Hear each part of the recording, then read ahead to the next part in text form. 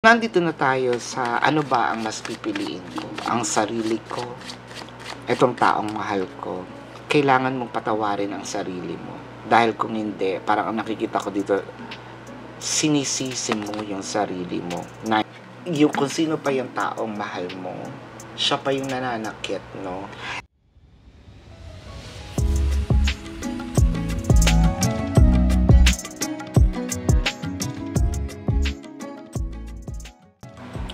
Hi Leo! Welcome to your reading. Maraming salamat po sa mga nagbabalik. At para po sa mga bago, don't forget to click the subscribe button, smash the like button, don't forget to hit the notification bell para ma-notify po kayo every time na nagla-live po tayo sa kabilang channel yon. Ma-notify kayo every time nagre-release tayo ng bagong videos. Ayan. Comment down below kung nakaka-resonate kayo. Ayan. At kanina, kung gusto nyo magsumali sa ating live sessions, no, real time yon. Tatanong kayo, sasagutin ko sa kabilang channel po yun, Babaylan TV. Leo. Sorry. So, tingnan natin ang iyong reading for April 1st to April 7. Alone in the World, Atonement is Disney. Leo. Leo pa ba ang reading na ito? No? Kasi pakiwari ko, nasan na yung Leo na King of the Jungle? Nasan na yung matapang na loob na Leo? Bakit parang pinahina ka ng pag-ibig? Ayan. Feeling mo mag-isa na lang tayo. No? Wala tayong karelasyon. Although kahit meron, no? Yun ang mahirap sa isang relasyon eh. No? Handali, painom muna ng tubig. Bebuelo lang ako.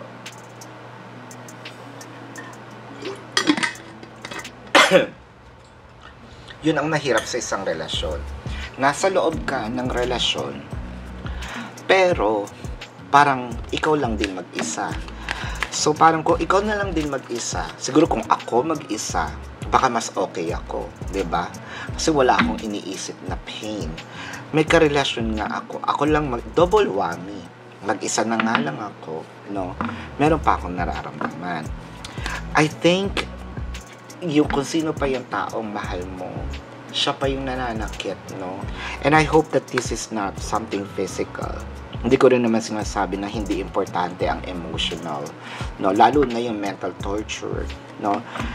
Equally, no? Pero siguro wag naman sasaktan. Ngayon, kung nandito tayo agad-agad, no? Leo, nasa battered wife or battered husband tayo, no? Ang isasuggest ko, no, kahit gusto ko kayo patapusin, no, ng reading na to, wag na, dahil hindi naman tarot reading ang makakatulong, no, hindi gabay. Actually, alam niyo yung gagawin, no? Pumunta kayo sa pinakamalapit na na pwede nyo pagsuplungan, no, kumuha kayo ng justice kung physical ito, no, kung mental naman, no, yung mental torture, meron po tayo mga makakausap, no, may mga hotlines tayo for mental health. Hindi mo nakilala yung sarili mo dito, no, kaya nga tinanong ko sa'yo, ito pa ba yung Leong dating siya, no? Ayaw ko i-mock, no, yung kahinaan mo, no. Ayaw kong, let's say, kahit sino naman dumating dyan sa part na yan, may mga part talaga sa buhay natin na nanghihina tayo, no, na hindi naman dapat din talaga pinagkakatuwaan, no. Kumbaga pinupush lang kita, Leo, nasaan ka na, 'di ba? Hindi mo nakilala yung sarili mo. The fates, the thinker, round and round. I think meron ditong parang narcissistic behavior, no? Na kumbaga minamanipulate niya yung isip mo, no? Na parang sinasabi niya sa'yo, huy, kung hindi dahil sa akin, ganito, ganyan, wala nang magmamahal sa'yo. Bakit, no? I think paulit-ulit itong pananakit, no, ng puso, damdamin. Mag-focus tayo sa damdamin, no? Because I don't advocate yung physical, no? Paulit-ulit siya up until, ayan, naniwala ka. Paulit-ulit din yung sorry, paulit-ulit din itong pagpapatawad. Ang sinasabi ko, no, hindi masamang magpatawad. Actually, that's one of pinakamagandang gawin, ang magpatawad. Pero ito lang ang tanong ko, Leo. Patawad ka ng patawad sa tao. Paulit-ulit yung ginagawa. Parang useless din. Ang sabi nga nila, an apology without changes is manipulation.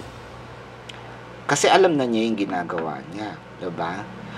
Sorry lang ako ng sorry kasi alam kong patatawarin mo ako. Isa pang tanong, Leo, napatawad mo rin ba ang iyong sarili dahil sa mga nangyayari sa iyo? And I think that is the biggest pagpapatawad ever na pwede mong gawin, no? Kailangan mong patawarin ang sarili mo. Dahil kung hindi, parang ang nakikita ko dito, sinisisi mo yung sarili mo. 9 of Swords. Stress na tayo, Leo. The Justice and the 9 of Pentacles. Ayoko man balikan, pero doon sa mga nandito sa sitwasyon na physical, the Justice card is here. Baka humahanap lang kayo ng sign, no? Ito na yung sign. Kumuha tayo ng hustisya dahil hindi lang to physical, no, na may mental torture na rin tayo. So hanggang dun lang ako sa may physical, ha. Katulad ng sinabi ko, baka nga wala na dito kasi sabi ko umalis sila. Hindi ko sila pinagtulakan, no. Sabi ko lang may tamang avenue at unahin nila yung sarili nila bago manood.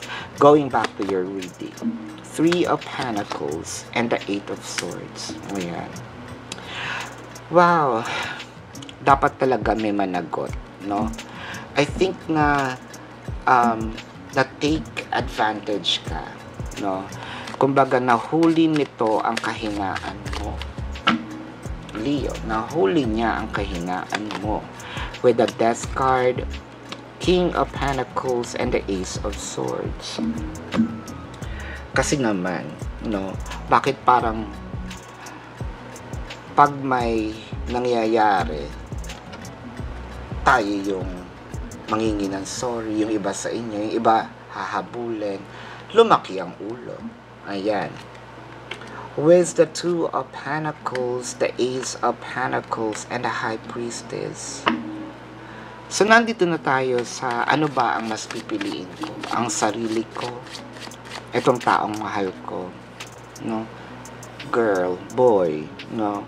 Unahin mo ang sarili mo. Kasi, dito ko masasabi na tama ang sinasabi nilang happiness is an inside job. No? Pwede kitang pasayahin. Pwede kong sumayaw, bigyan ka ng ngiti. No? Pero yung ngiting yung panandalian. Walang ibang makakapagbigay sa iyo ng saya kung hindi ang sarili mo lang din. No? Hindi ko sinabing tumawa ka mag-isa dahil nasa ibang issue na tayo nun, no? With the Queen of Wands and the 7 of Swords. Tayo na mismo ang gumagawa ng excuse para sa mga kalokohan nila, Leo.